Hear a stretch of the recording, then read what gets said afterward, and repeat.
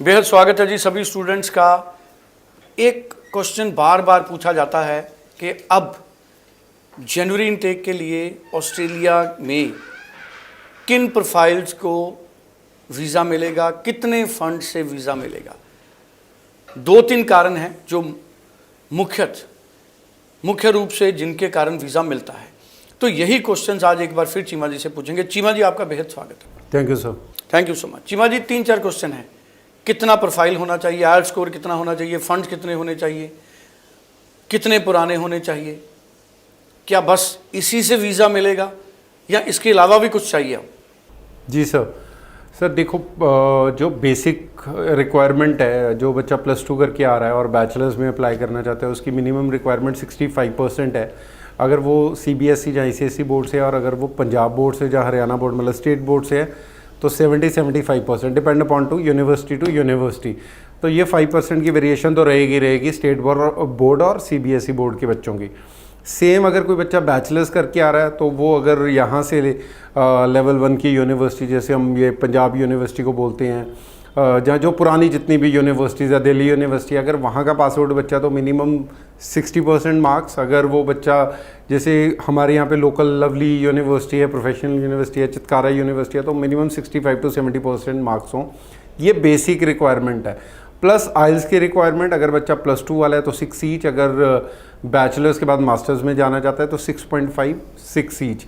ये तो होगी एकेडमिक रिक्वायरमेंट। सेकंड, आपने मेरे ख्याल से पूछा फाइनेंशियल्स। तो फाइनेंशियल्स में बहुत ज़्यादा फ़र्क नहीं आता बैचलर्स और मास्टर्स के लिए। बस इतना ही फ़र्क है कि बैचलर्स 3 ईयर्स की और मास्टर्स, क्योंकि जो फंड्स कैलकुलेट होते हैं वो फर्स्ट ईयर की फ़ीस के ऊपर ही होते हैं। और जो फर्स्ट ईयर की फ़ीस है वो बैचलर्स की भी ऑलमोस्ट 1 ईयर की अराउंड $35,000 के आसपास है। सेम लाइक मास्टर्स की भी $35,000 के आसपास है। तो जो कैलकुलेशन है वो सेम ही रहेगी, 1 year fee plus 1 year living expenses and then 1 time travel. तो सिर्फ इन तीनों को ही हम कैलकुलेट करके फाइनेंशियल्स को कैलकुलेट करते हैं। तो जो मिनिमम रिक्वायरमेंट आज की डेट में बनती है अराउंड 35 लाख के आसपास। This is I am just giving a example. 35 lakh वो 32 भी हो सकती है एंड 40 लाख भी हो सकता है। अगेन फर्स्ट ईयर के फ़ी के ऊपर डिपेंड करता है। किसी यूनिवर्सिटी की 1 साल की फ़ीस $30,000 भी हो सकती है, किसी यूनिवर्सिटीज़ की $40,000 भी हो सकती है।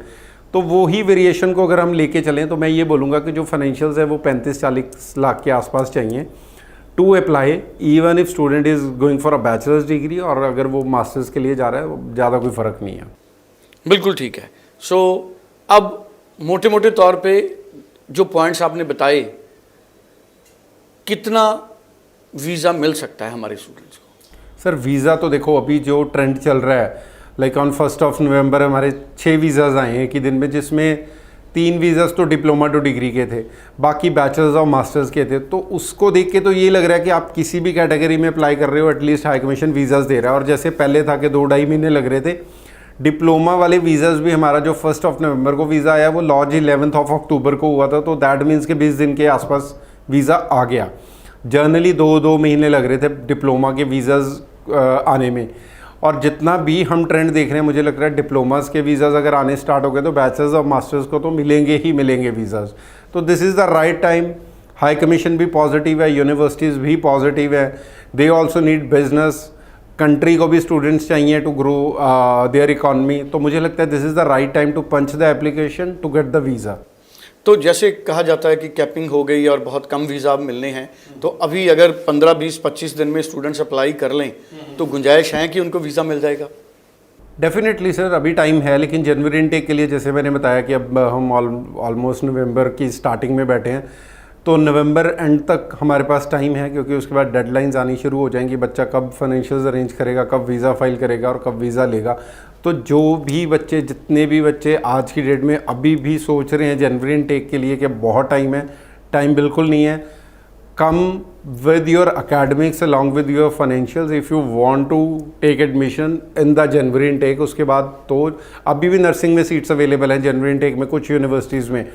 तो उसके बाद आपको पता है कि कोई इनटेक नहीं है नर्सिंग का, एक आधी यूनिवर्सिटी है जिसमें नर्सिंग की सीट्स हैं। तो अगर कोई भी बच्चा अप्लाई करना चाहता है, सोचने का टाइम निकल गया, अब अप्लाई करने का टाइम है। जी चलिए, थैंक यू सो मच। सो मनप्रीत चीमा जी हमारे साथ थे, बेहद अच्छी इन्फॉर्मेशन हमारे साथ शेयर किया। स्क्रीन पे नंबर है, तुरंत बात करें।